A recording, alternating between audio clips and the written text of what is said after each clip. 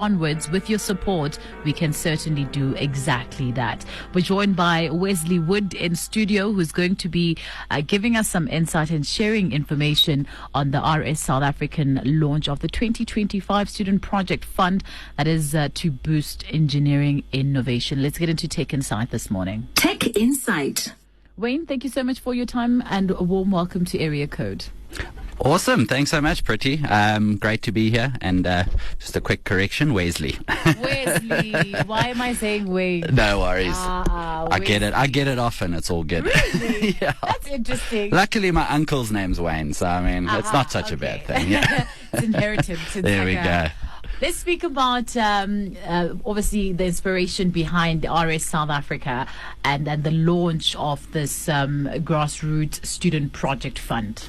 Awesome. Yeah. So I think it's just really important to highlight how RS South Africa and RS as a whole globally is trying to support young engineers across the world. So we work very closely with various different institutions, including WITS, UJ, to name a few around the area here.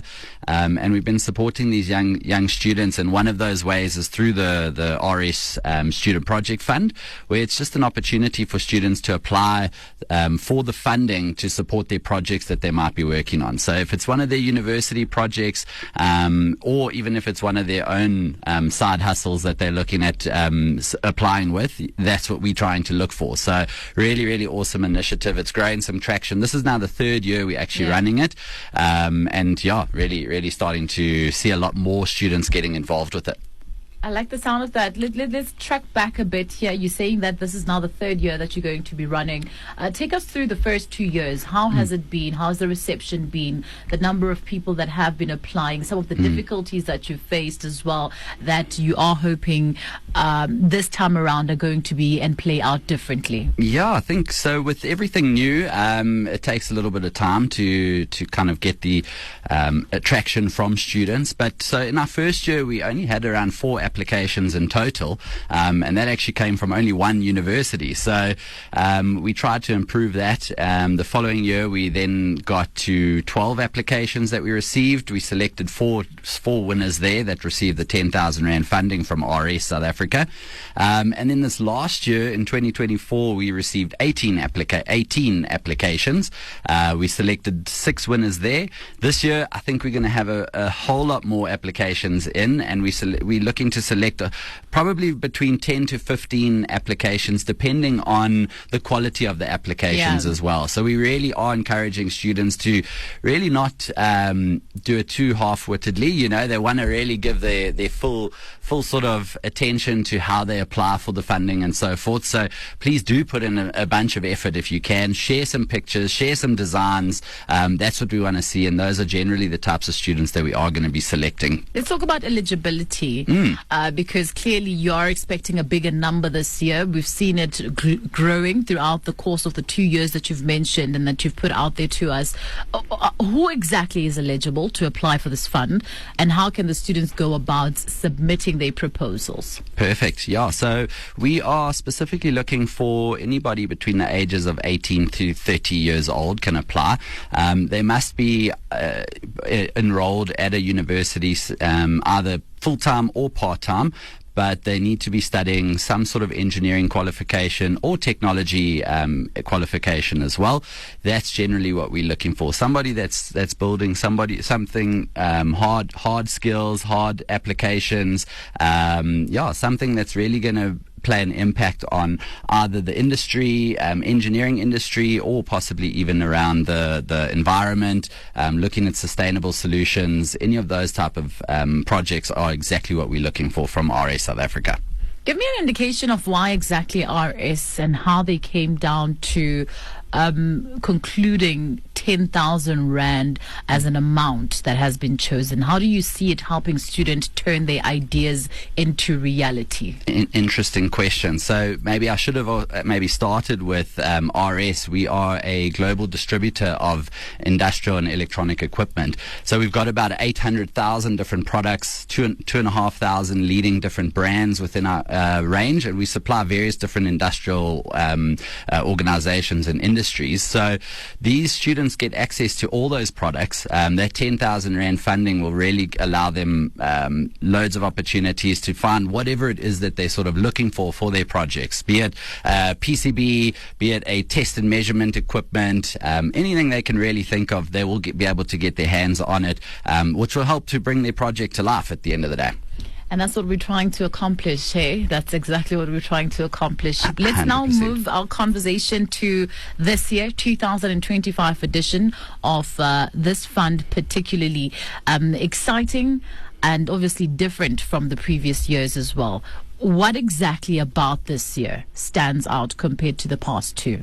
So I think what we've noticed is that there's a lot more opportunity than just only the funding as well. So we work quite closely with these students, and the amount of exposure that they get through this as well is huge, right? So some of our students from last year have been exposed to, being on radio like this. They've been on TV to showcase their projects, and I think that's the big key objective of ours, is to allow these students to be noticed by industry, showcase the work that they're doing as well. So yes, the funding is definitely going to help, but I think there's a bigger picture to this as well that's going to allow those students to just be recognized for their work that they're currently doing. So I think from what we've learned over the last 2 years and what we're going to bring into this year, we want to try and equip these students with as much knowledge as possible, try and give them the funding that they need. We run what we call our super skills or soft skills workshops as well. So we'll take them through a whole bunch of these type of programs that allow them to get ready for their careers at the end of the day. Does this also involve or include mentorship? So yes, yeah. So RS South Africa, that's a big focus of ours, and we've been working with universities across the country, and part of our programs that we're running are soft skills workshops and trying to assist students in being a little bit more ready. Yes, the universities are really equipping them with the technical skills that they require, but what we're hearing a lot more in industry is the soft skills are just as important, right? So we are equipping them with the skills that they need, and that's exactly what we're trying to look at helping them with, from time management skills to presentation skills to communication in the workplace. These are crucial, right? So that's exactly what we're looking to That is do. so interesting, Wesley. And I'll tell you why I say this, because every time you go on a platform to apply, you find that there's a ridiculous amount of experience that is required. You find that there's certain things that are just so difficult as a student that's fresh out of varsity. And for you to actually be able to meet that criteria, it can be quite a bit of a conundrum. For sure. I mean, it's daunting to know what you got to be, how to equip yourself with all these skills out there, right? So that's where we're trying to just play our part in giving back as well, right? And that's exactly, and it's been amazing. We've worked at various different institutions. We've worked with some outside organizations, some NGOs as well that we, the likes of Geek Culture, Girl Code. I'll just shout out to them. But yeah, I mean, those guys are really. You by the end of this They're doing some really amazing stuff, and it's just been a really great thing working with them, and just being able to collaborate and play our part in making a difference around the engineering community.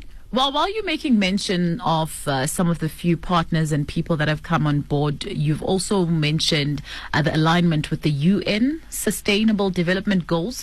Why is this important to RS, and how do you maybe evaluate the project on this basis? Sure. So at RS, from a global standpoint, we are trying to improve and be more efficient in everything that we do. So being a global organization, we're shipping around 60,000 parcels a day. We have warehouses all across the world in around 36 different countries.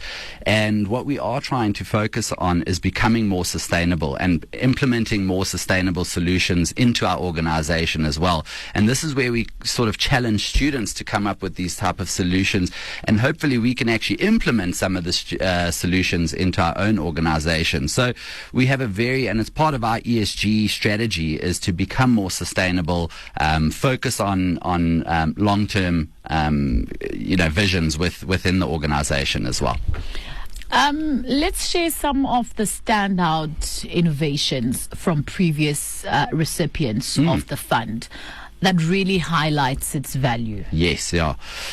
So I think one of the standouts, and I'll mention last year's winner, was a lady here at Wits University, actually. Whoop, whoop. Yep. Yeah, and she's actually part of the chemical engineering department. She came up with a really awesome solution around I think it's, sometimes these terms go right over my head with these engineering terms and so forth, but she built a bio battery system using banana peels, and especially in South Africa with our energy crisis and so forth, she's coming up with ideas around how to solve some of these issues, right? But amazing ideas around using banana peels to generate energy, for example.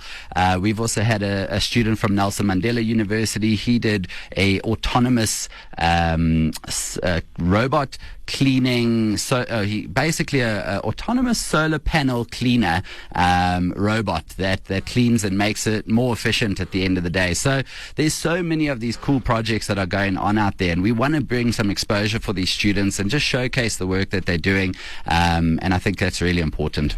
I think I'm already blown away. It's so amazing how a lot of things that are deemed as waste can actually create something quite good at the end of the day. Definitely. And just, amazing to see that these students are coming up with these ideas. Yeah. It's brilliant. What kind of impact have you seen from the student-led projects, both within the community and in their personal growth as well? Yeah, so I think if we look at not only the project itself, but I think we're trying to get involved with working with these young students within the university space, collaborating with them, and then going out into high schools as well, showcasing some of the initiatives that they're working on, showcasing their projects, and really trying to encourage that STEM education into high schools, so that more students enroll into the engineering programs, technology fields. I think it's crucial, and it's such a needed skill within South Africa. So we're playing an impact in all sorts of different areas, not only the student project, but further and beyond into the high schools as well, showcasing these projects.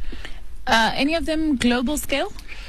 I mean, there should be. Yeah, definitely. I mean, the quality of work, and we've also run a couple global competitions in the past as well. And honestly, we've had South Africans winning those global competitions against the likes of universities that are competing from Hong Kong, from Australia, from the UK, and South Africa tends to come out on top. We've got really, really good quality coming out of our projects. So fantastic innovation coming out of our universities. Listen, don't sleep on South Africa. Don't sleep on RS, because they are here to change each and every single engineering initiative. How important is hands-on prototyping and real-world experimentation in shaping the next generation of South African engineers and inventors?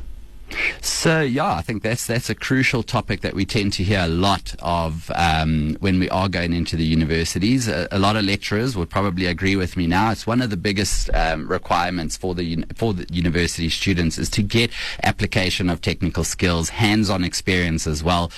So getting all the access to the correct products, the right new technologies that are out there.